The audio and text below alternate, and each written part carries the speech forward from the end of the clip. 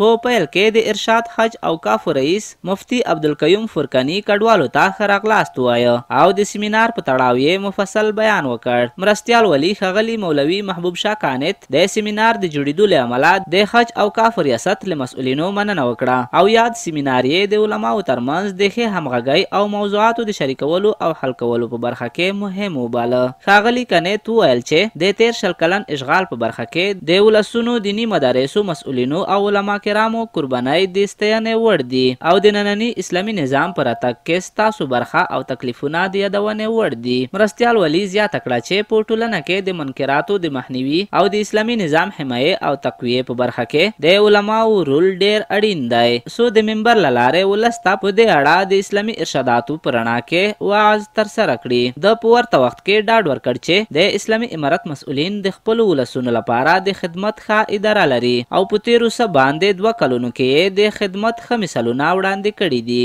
همدا شان په یاد سیمینار کې شیخ صاحب خیرالله شاه، شیخ صاحب کلیم الرحمن فانی، شیخ صاحب محمد رحیم او نورو علما کرامو له لوري په ټاکل شویو موضوعاتو خپل مفصل بیانونه ترسره کړل.